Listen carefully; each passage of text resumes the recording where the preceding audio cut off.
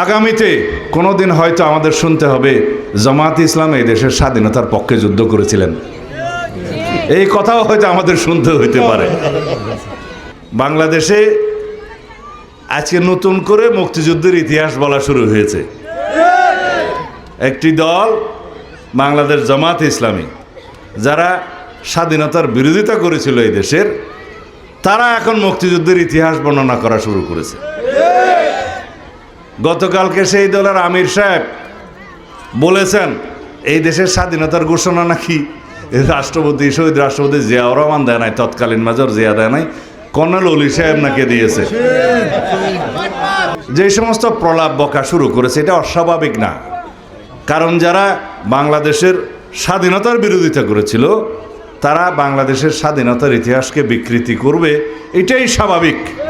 বাংলাদেশের মানুষ জানে আজকে তারা যে নবরূপে নিজেদেরকে মুক্তিযোদ্ধার দল হিসেবে প্রতিষ্ঠা করতে চায় সেটা একটা প্রতারণা, ধোঁকাবাজি।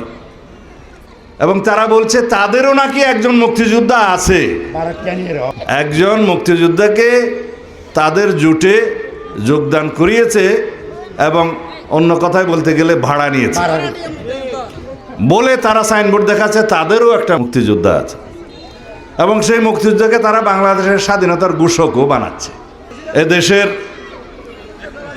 মুক্তিযোদ্ধারা সেটা অবশ্যই মেনে নেবে না এবং তারা প্রতিবাদ জানাবে, আমি বিশ্বাস করি।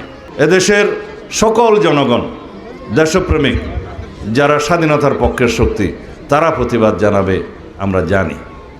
একটা রাজনৈতিক দলের একজন কর্মী হিসাবে আমাদের দায়িত্ব বাংলাদেশের স্বাধীনতার ইতিহাস নিয়ে যারা বিভ্রান্তি সৃষ্টি করতে চায়, মিথ্যা তথ্য দিতে চায়, স্বাধীনতার ইতিহাসকে যারা বিকৃত করতে চায় তাদেরকে ধিক্কার জানানো, নিন্দা জানানো।